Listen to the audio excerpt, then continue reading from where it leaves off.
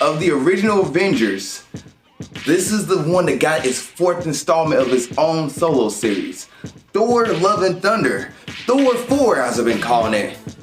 Was a fun time in the box office. I had a good time watching it. On this episode of Movie Breakdowns, I'm gonna give you a non-spoiler review and a spoiler review of it. What's up, world? Welcome to another episode of Movie Breakdowns. I'm your host, Ali Zakka.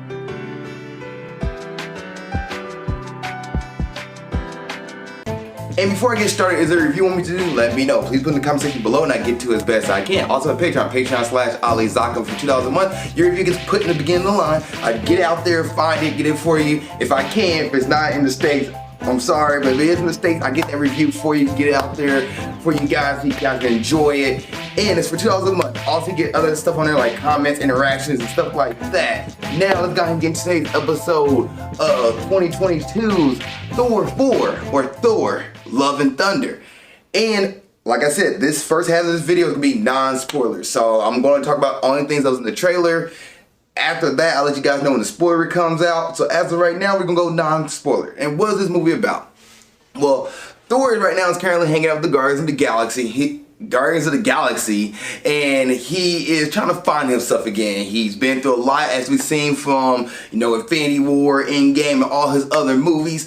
As he's trying to find himself, he also finds out that his ex returns to the picture with the power of Thor as well. And then on top of that, there's a guy named Gorr, who is the God Butcher, who is pretty much targeting Thor now and the other guys in the universe. And Thor got to handle that at the same time, figure out what's going on with good old Jane Foster.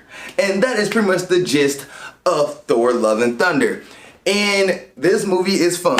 It's a fun flick. It's got all the elements of Thor Ragnarok, the funny comedy bits that you love in that movie. You're gonna get that in this movie. You're gonna get the jokes, a lot of 80s reference, 80s music. You're gonna get all that back. Pretty much it's Guardians of the Galaxy, Thor Ragnarok meets combination. And Taika Waititi, the director, he brings all the magic and lore of it back from those movies. And does Thor Love and Thunder make a big impact? No. To me, like I said, this is a fun flick. You're gonna watch this, you're gonna be pleased, have some fun stuff in there, and you really want to nitpick this movie, you can nitpick this movie and say like, well, I don't like that, I don't like this, I don't like that. But for the most part, the movie did a good job. I had fun. There are jokes in the movie that I laughed at. I liked this movie. I thought it was a good one. Thought it was another good MCU movie. Like, it's a solid film. Now, is it the best MCU movie out there? No. Is it the worst? No. It is pretty much your standard MCU and just a good film to watch. Like, I enjoyed the movie. I enjoyed the actors and cast, the music, the lighting of it, the tone, the color, every little bit. Thinking of tone though, because the movie does flop back and forth, and you have two dynamics in this movie. You have a serious tone at one point, and you have a more comedy tone at another point, and this movie kind of play off each other back and forth. You boggle back and forth between those two tones. And also to add on top of that, this movie is a relationship movie, which makes me start to think that all superheroes are suck at relationships at this point. Spider-Man can't keep a girl, Doctor Strange can't keep a girl, and now you have Thor, who's also, struggling with his past relationship that we all know about from the first 3 Thor movies. And did they talk about it in Avengers? They do talk about her in Avengers too. So pretty much at this point, I'm just under the impression that you can have all the power in the world. You can be this, godlike person amongst men and still not keep a stable relationship. And this movie is a movie about relationships when it comes down to it. Thor, Jane Foster comes back. Thor got to deal with that. So it's another relationship movie in the list of superhero stuff that I'm starting to realize after watching a bunch of superhero stuff that all superhero movies at this point has a love relationship in them. There's like romance movies. And you're like, well, Ali, doesn't make sense. Try me. Guardians of the Galaxy, romance in that movie. Iron Man 3, Iron Man 1, 2, romance in that movie. Captain America, romances in that movie. Black Panther, romances in that movie. Try me. Ant-Man and Wasp, Ant-Man. Yeah, it's not like for the forefront. Like Thor, most of his stuff has been romance movies at the front of his stuff, but like yeah, there's romance in these movies. This movie talk about relationship a lot of relationship going on in this movie that the movie gives you and talk about. And you can talk about, Thor and what he's going through and the stuff he's dealing with as well, and how he's handling himself. You can talk about that kind of stuff, and how to deal with grief and loss and just everything that goes on in life. Thor kind of goes through all that stuff we've seen in other movies, kind of really hit him in the forefront in his movie. In this movie, he kind of reverts back to Thor 1 Thor a little bit because he's trying to cope with everything. It's a good movie. I had fun. Dislikes. It's an MCU movie. Like, it's another movie with a like, this leads to this because of plot device kind of thing. So it's nothing different from this movie from the other MCUs. It's just kind of cool to me to see Thor in another movie and see where his story goes. And when I go watch these MCU movies, I don't look at it with this big grandiose thing anymore, because after Iron Man 3, and you guys know how I feel about Iron Man 3 at this point, I lower my expectation when going to watch the MCU movies. I just like, give me a good story. Is it fun? Is it good to listen to, good to watch? Yes, okay, we're good to go. No, well, I'm out, And at this point, the story does not get jumbled up. It makes complete sense on what's going on and how we get to the ending. And I would say the ending is something that I didn't expect. So if you're going to look for the same, you got to be the same exact thing, you're not going to get that same exact ending from all the other Avengers movies. This one at least take you a little bit different pathway. And we're going to talk more about that in the spoiler section. But yeah, it was a good movie. I had fun with this. I had fun. All right, so let's go ahead and talk about the cast, director, and all that stuff. So this movie is PG-13. It's 1 hour and 59 minutes long, so just 2 hours pretty much, which is good. I actually like the fact that it wasn't a 2 hour and 30-minute movie, just 2 hours. It's good. The director, Taika Waititi. Taika Waititi was also one of the writers, as well as Jennifer Caitlin Robinson was a writer as well for this movie. The cast, you had Chris Hemsworth as Thor, who is perfect at this point. Like, Chris Hemsworth brings it 110% every single time. He is great. The writing for Thor, I enjoy Thor in this movie. Natalie Portman and Jane Foster. I thought she was awesome too. Like, I thought it was cool seeing Natalie Portman here at Jane Foster, and she's also kind of getting used to having powers and getting used to her first big mission and first big event as a superhero, and she's loving it. I enjoy that, and I love that Natalie Portman gave 110% in this role. Kristen Bell as Gore the God Butcher. I thought Kristen Bell was great. I thought he was menacing. Cool power set, and his motivation in this movie I thought was great as well. I think Kristen Bell was solid in this movie as a character. Tessa Thompson as King Valkyrie. Tessa Thompson was cool with Valkyrie. I enjoyed her. She's amazing as always, and I love to get more of her on screen. And Taika Waititi as Korg. Thought he was solid. Thought he was cool. And then Russell Crowe as Zeus. You see him in the trailer. He was fun. He was cool. Peter Quill who played by Chris Pratt. Star-Lord is awesome. We love Star-Lord, and the Guardians of the Galaxy that come with them are great as well in this movie. So that is my thought on the cast. Any other thoughts? The music is solid. Like, the stuff you hear in the trailer, you're gonna hear in this movie. Like, it's just like how Taika Waititi used, I can't think of the movie name of that song right now. It's on the tip of my tongue, and I just lost it. But how he used the song from Thor Ragnarok's trailer, he does the same thing in this movie. It's also, the visuals of this movie is kind of cool. There's a scene which in the trailer you see where it's like gray and everything. That scene was pretty cool to see on the big screen, and it actually, like, you sit there for a while. You're not just a glimpse and then it's gone. Like, it's done really amazing in the movie. I thought it was awesome. Yeah, visual, solid MCU movie. Is this a Friday night movie or movie see in theaters? Yeah, you can see the movie in theaters. I think you enjoy this movie. It's definitely a Friday night movie for the family. And grading time. I'm gonna grade Thor Love and Thunder. I'm gonna give this movie a C+, 79%. Like I said, I feel like this movie is a fun movie, solid MCU movie. Doesn't really shake up anything. You're gonna have a good time watching this movie. It's C+, 79%. Now, Rotten Tomatoes and IMDb give this movie. IMDb gives this movie a 7.1 out of 10. That's a C minus in my book. And Rotten Tomatoes gives it a 68% from the critics, which is a D plus. But the audience give this movie, and I'm pretty sure the audience is gonna be higher on this one, an 83%, which is a B minus. So the audience loves this movie, and Rotten Tomatoes give it a 68%. So I see a C plus, 79% is perfect for me. Definitely. If you guys seen Thor Love and Thunder, what do you think? Please put in the comment section below. Other than that, hang around for the spoiler section. I'm going to jump into a lot of stuff and kind of hit the movie beat by beat. So see you guys on the other side in 3, 2, 1. So spoilers time. This movie, like I said, the themes are about relationships and kind of grief and kind of dealing with everything, which like the last couple of Marvel movies with Doctor Strange, No Way Home has dealt with relationship and grief and trying to put things back together or change things for the sake of relationship. Well, this movie does the same thing. Gore the God Butcher in this movie is actually has a purpose. Like, he's not just a villain that plucked out of nowhere like evil twirl.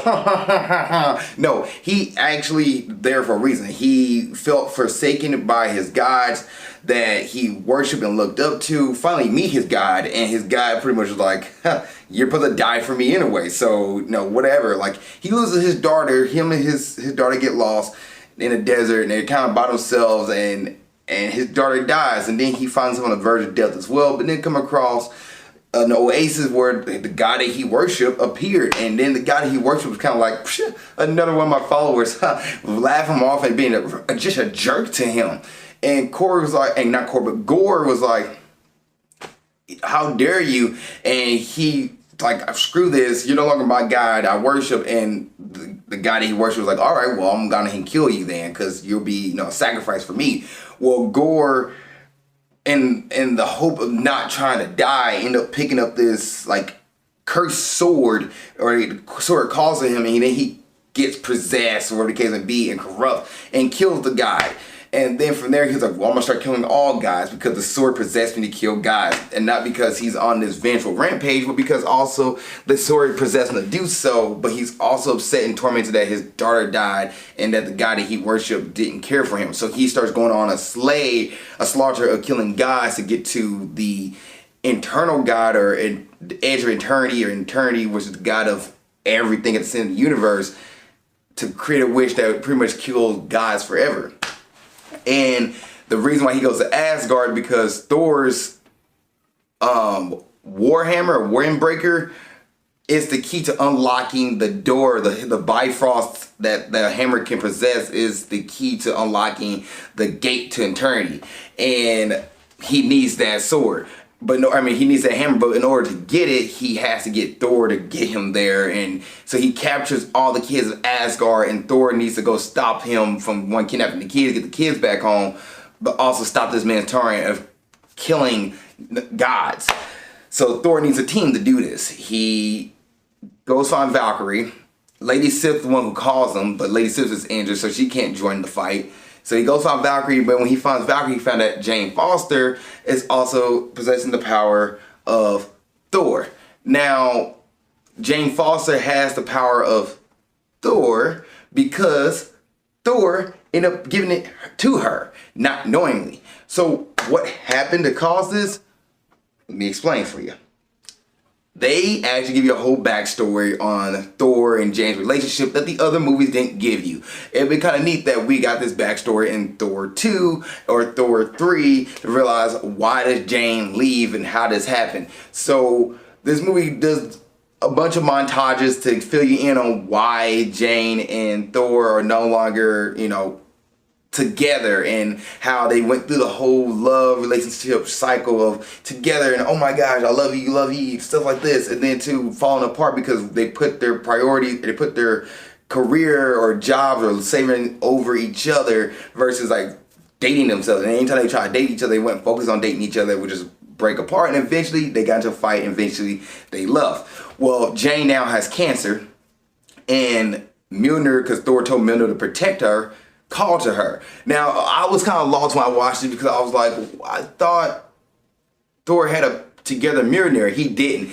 He had the Mjolnir from his alternate self or multi-universe self or timeline self. He had that Mjolnir and he gave it back. So his present day Mjolnir is still broken thanks to Thor Ragnarok 3 or Thor 3 Ragnarok, where I can't think of her name. She broke it. His sister broke it. So Jane was able to put it back together, and the action sequences in this movie is kind of cool. When Jane used to use Mjolnir, she could break it apart and then shoot it through bad guys and pull it back. So Jane and Thor go through their issues. They come together.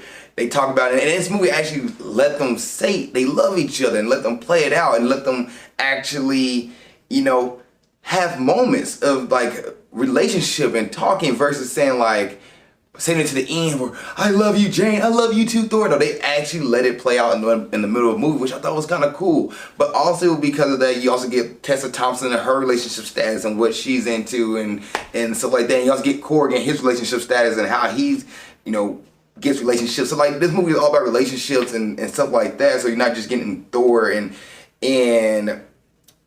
Jane Foster's relationship, but you also get everybody else's too. But anyway, so Jane and Thor reconcile, they talk to each other, and Jane's like excited for her first adventure. She's a superhero now. She has the power of Thor. And they're like, well, we got Korg, Valkyrie, but we need another army. We need more guys to fight the God Butcher, who can create monsters out of shadows. And this dude can move through shadows, which is kind of cool. I thought his fight design and everything was really cool. So they're like, well, we need an army.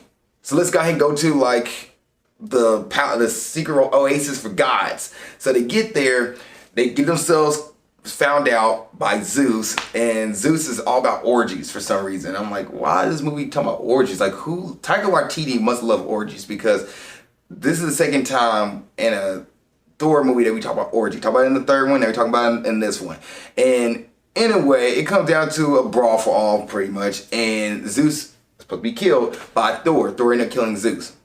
By the way, Thor looks up to Zeus because they both like use lightning and thunder. So Thor's like, this dude, like, I base my stuff after, and kind of find out Zeus is a dick. Go figure. Anyway, they get Zeus' lightning rod and they go to face Gore. Gore pretty much shows like, oh yeah, you guys are all weak, so like that. And then he takes the kids and gets Windbreaker or Stormbreaker, whatever the name of the axe is. And then they eventually, Thor, after Jane loses Mjolnir and she's weak and she's dying because Mjolnir is killing her because she can't hold on to the power. So using Mjolnir is actually making it worse for her to live because it's accelerating her cancer. So she goes on one last hurrah with Thor, and they take out Gore, and Gore finds a way to eternity, and pretty much instead of wishing to kill all gods, he wishes for his daughter to come back to life, which to me didn't make sense. I was like, if you're gonna die, because the sword, the cursed blade kills you, if you're gonna die, why would you bring back your daughter so she can live in a world without her father? And Thor lost Jane. I thought what it was gonna do, because Jane does officially die in this movie and goes to Valhalla, one of the after credit scenes.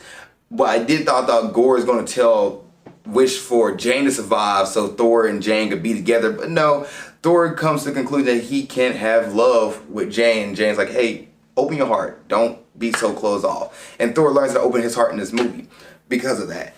Other things, Thor can give his powers to other people. Like he gives his powers to our army of kids. And I was like, I didn't know you can give power to army of kids, Thor. Why did you do that for everybody else? But okay, I guess it's a technique you learn, because you could give it to the Guardians if you can temporarily share your power with other people. But okay, cool beans. And the kids fight along Thor. So this movie's got a lot of things for kids. You have one kid who changes his name because he believes he's Axel versus his birth name, which is fine. Like, there's a lot of stuff in this movie that's like kind of modern day, and it definitely shows what kind of time period it is when you're watching these movies. And I really think that, like, you know, it's a cool, fun movie. Other things, Thor has a love triangle with Mjolnir and Stormbreaker, because Stormbreaker is jealous because Thor wishes for Mjolnir to be back in his hands, and Stormbreaker is like acting up and just like kind of being, you know, shoving off Thor or something like that, just being a jerk to him. And Thor gotta like apologize and make up with with good old Stormbreaker, and Mjolnir is like, I'm with Jane now. And it's kind of like a little joke there throughout the movie that gets on and on. Thor does a Van Damme split, a John Connor Van Damme split in one point of this movie. And the Guardians of the Galaxy, like I expected, was only in the movie about 5 minutes, probably 10 minutes. And until Thor, gotta go save his people, and the Guardians kind of go off on their own thing. So they'll be on their own movie and Thor doing his own thing. I thought the movie was fun. I enjoyed this movie. The visuals was pretty cool. The kids thing was like super cheesy, but I was like, you know what? It's a comic book movie. It's a comic book movie. It's comic books. That's where it comes from. So it's kind of cool for the kids to have their moments too.